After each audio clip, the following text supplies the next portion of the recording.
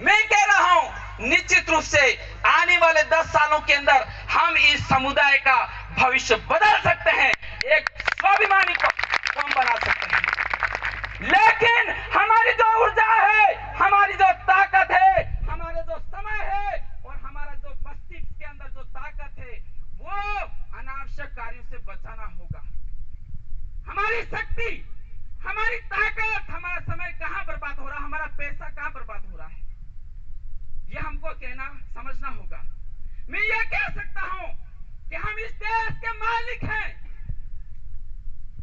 कहना आसान है, लेकिन इस कौम को शक्तिशाली बनाना वो चुनौती पर, दैट इज द चैलेंजेस, बहुत बड़ा चैलेंज है।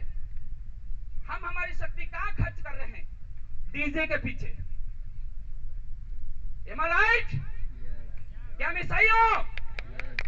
DJ is destroying this community. क्या हमारी शिक्षा इसलिए है कि समाज को बर्बाद कर दो, पैसों से बर्बाद कर दो, संस्कृति बर्बाद कर दो और रोड पे ले आओ, ये शिक्षा हमने हासिल की क्या? हमारी ये शिक्षा है। I am educated, I have degree, does not matter that I spoil my culture. लेकिन आज का जो यूथ है, आज का जो युवा है, वो उसकी जो शिक्षा है वो शिक्षा फर्जी है। भले ही वो एमए कर रखा है, पीएचडी कर रखा है, लेकिन तुम अगर इस समाज को, इस समुदाय को अगर दिशा नहीं दे सकते हो तो वो शिक्षा किस काम की है? क्या किसी काम की है क्या? नहीं। इसलिए युवाओं और युवतियों से कहना चाहूंगा कि आप अपना जो समय है, अपना जो पैसा है, वो इस समाज को अगर भविष्य सुधारना चाहते हो तो बेहतर शिक्षा के लिए लगा दीजिए। कितने लोग यहाँ विदेशों के अंदर पढ़ते, हमारे समाज के कितने लोग विदेशों के अंदर पढ़ते, बताइए, हाथ खड़े कीजिए। Raise your hands. I am asking to all of you, how many of you have studied from foreign countries? आप में से कितने लोगों ने विदेशों से पढ़ाई हासिल की है? या आप में से कितने लोग विदेश में पढ़ाई करने जाने वाले हैं? है कोई?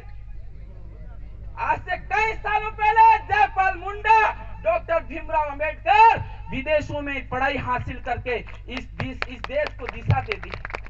अरे सपने देखो, जीवन में कुछ करना चाहते हो तो ऐसा करिए। जर्मनी के अंदर वहां की जो एजुकेशन है, जर्मनी जो देश है ना, वहां पर शिक्षा का कोई ज्यादा पैसा नहीं लगता है, कोई ज्यादा फीस नहीं है वहां पर। हम वहां जाके नौकरी कर सकते हैं, नौकरी करके वहां पढ़ सकते हैं, लेकिन वहां जाके जो शिक्षा प्राप्त करके आओगे ना तो इस समुदाय की दिशा ही बदल जाएगी, वो दशा ही बदल जाएगी। इतनी ताकत है हमारे देश के अंदर। जितने भी यूनिवर्सिटी है, इस दुनिया के अंदर जितनी यूनिवर्सिटी है, 700 में से तो 200 यूनिवर्सिटी में हमारे देश की एक भी यूनिवर्सिटी नहीं है। तो टोटल यूनिवर्सिटी कितने? 700 ऑल ओवर द वर्ल्ड। उसमें से तो 200 यूनिवर्सिटी अगर रैंकिंग करें तो भारत की एक भी यूनिवर्सिटी उसमें नहीं है। तो फिर क्या खाक पड़ रहे हम लोग, क्या खाक हासिल कर रहे हैं? जीवन में कुछ हासिल करना चाहते हो, मैं युवाओं से बार बार आई विल अपील, मैं कह सकता हूं कि हमारे लिए 5वीं अनुसूची है, 5वीं अनुसूची आदिवासी के लिए है, लेकिन इसको हासिल कैसे करोगे? हासिल कैसे करोगे? क्या तलवार के बल पर हासिल करोगे? क्या बंदूक के बल पर हासिल करोगे? जमाना गया।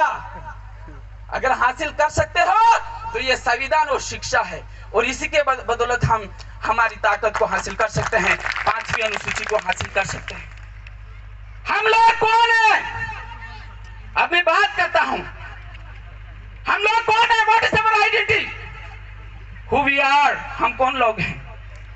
हमारी पहचान क्या है? तो एक जवाब आएगा कि हम लोग आदिवासी हैं। कौन है हम लोग? आदिवासी। आदिवासी हैं हम लोग। आदिवासी का मतलब ये नहीं है जो नहाता नहीं, धोता नहीं, पहनने के लिए कपड़े नहीं, इससे कोई वास्ता नहीं। लोगों ने गलत भ्रम फैलाया गया कि आदिवासी जो अच्छे नहीं रहते हैं। आदिवासी हिंदी शब्द का, हिंदी भाषा का शब्द है, और आदि और वासी दो शब्दों से मिलकर बना हुआ है। आदि मतलब अनादिकाल से, और वासी मतलब वास करने वाला, रहने वाला। उन लोगों को क्या कहा गया? आदिवासी। आज से लाखों करोड़ों साल पहले इस धरती आसमान का निर्माण हुआ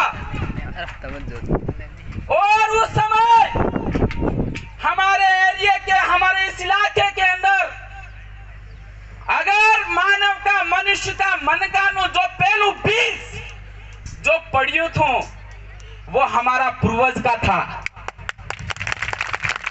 और तब से लगाकर कई पीढ़ियां खप गई, हम इस इलाके में रहते हुए आ रहे हैं। It means we are the first inhabitant of this area, this country. We are the first people. जब हम लोग इस इलाके के पहले लोग हैं तो इस इलाके के अंदर जितने भी चीजें हैं उसके ऊपर पहला अधिकार हमारा है। एक उदाहरण देता हूं, मैं हर जगह देता हूं। If you are giving the exams, or patwari, police, IAS, IPS, whatever exams you are giving, आप मुझे बताना, आप न्याय देना, आप न्यायाधीश हो। अगर आप कोई मास्टर का एग्जाम दे रहे हो, पटवारी का एग्जाम दे रहे हो, तो नौकरी किसकी लगेगी? जिसका पहले नंबर आएगा उसकी नौकरी लगेगी या बाद में? पहले। जिसका पहले नंबर आएगा उसकी नौकरी लगेगी। हाँ। तो हम इस देश में पहले आए हैं, हम इस मिट्टी से पैदा हुए हैं कि ये धरती, ये जमीन हमारी है, ये जंगल हमारा है, ये पानी हमारा है और यहाँ की नौकरियां भी हमारी है। मैं ऐसे नहीं कह रहा हूं, दुनिया के जितने भी संविधान बने हैं, अमेरिका का संविधान पढ़ लेना, कनाडा का संविधान पढ़ लेना, ऑस्ट्रेलिया का संविधान पढ़ लेना, जापान का संविधान पढ़ लेना, चाइना का संविधान पढ़ लेना। जितने भी डेमोक्रेटिक राष्ट्र है इस दुनिया के अंदर, रिपब्लिक राष्ट्र है, उनका जो संविधान बना है, उस संविधान के जो अधिकार मिले हैं, वो उसका पहला जो आधार है वो ये है कि पहला अधिकार उन लोगों को मिलना चाहिए जो वहां पहले से थे। मैं दुनिया की बात कर रहा हूं, दुनिया के देशों की कानून की बात कर रहा हूं। वो जो कानून लिखे गए हैं वो उस कानून का मूल जो आधार था वो यही था। और 5वीं अनुसूची हमारे लिए रिजर्व्ड एरिया है। हमारे लिए क्या है? रिजर्व्ड एरिया है। जैसे कि टाइगर होता है ना, टाइगर, चीता, शेर, इनको बचाने के लिए एक रिजर्व एरिया होता है कि नहीं होता है? उस इलाके में कोई नहीं रह सकता है, सिर्फ टाइगर रह सकता है। इसी तरह से आदिवासियों को बचाने के लिए हमारे लिए 5वीं अनुसूची है। आदिवासी को अगर बचाना है तो इस क्षेत्र को सुरक्षित करना पड़ेगा और वो तभी होगा जब ये 5वीं अनुसूची धरातल पर लागू होगी।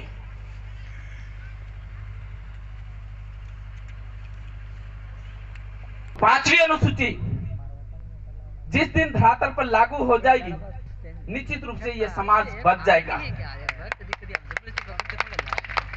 और हमें लड़ना है तो 5वीं अनुसूची के लिए लड़ना है। अगर हमें बातें करने हैं तो 5वीं अनुसूची की बातें करने हैं।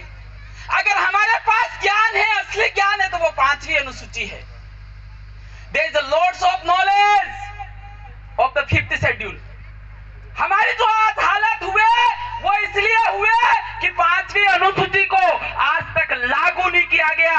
देश आजाद हुआ 1947 को, लेकिन उसके कई साल बीत गए, 75 साल बीत गए, लेकिन 5वीं अनुसूची को लागू नहीं होने के कारण हमारे लोगों की ये हालत, ये दशा हो गई। इस देश का मालिक से मजदूर बन गया। इस देश के मालिकों की जो जमीनें हैं, नौकरियां हैं, वो छीनी जा रही है। Did you understand? What is the reason that the tribal, indigenous and inhabitant of India came on the road? कैसे ये रोड पर आए, उसका क्या कारण है, क्या फैक्ट है, ये हमें जानने की जरूरत है। हमें जानना पड़ेगा और हमारी ऊर्जा को एक सकारात्मक तरीके में, सकारात्मक वे में लगाना होगा। मैं इस अवसर पर फिर से यह कहना चाहूंगा, we have many rights, we have many fundamental rights, but there is need to implement, and we have to fight the fundamental rights for the tribals। आदिवासियों के लिए जो फंडामेंटल राइट्स है उनको धरातल पर लागू करने के लिए हमें लड़ना होगा। आप यह सोच रहे होंगे कि जो ये जनता और बहुत सारों के अंदर ये कीड़ा भरा हुआ है। ये कीड़ा भरा हुआ है कि ये जो आदिवासी परिवार ट्राइबल क्षेत्र के अंदर जो जनजागरण कर रहा है, कानूनी जानकारी दे रहा है, सांस्कृतिक जानकारी दे रहा है, ये इनका मकसद है सिर्फ और सिर्फ राजनीति। कीड़ा भरा हुआ है, मैं सही कह रहा हूं?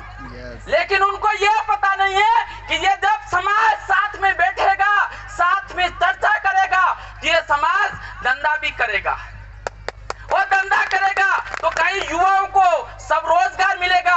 जब उनको रोजगार मिलेगा, हमारे व्यक्ति धंधे में जाएंगे, हमारे लोगों के साथ शोषण अत्याचार कम होगा कि नहीं होगा? लूटपाट बंद होगा या नहीं होगा?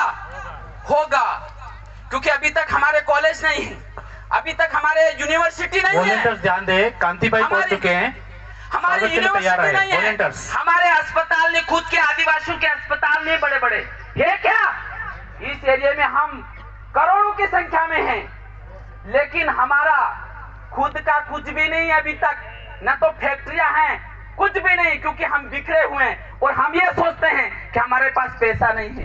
पैसा तो खूब है, पैसा खूब है या नहीं है ना? एक छोटे से खेर उदाहरण बता रहा हूं अपनी बोली में। मार बोली समझ में आई रही बाई है, तमें इंग्लिश बोलिए, तमें समझता इंग्लिश में वो बोली।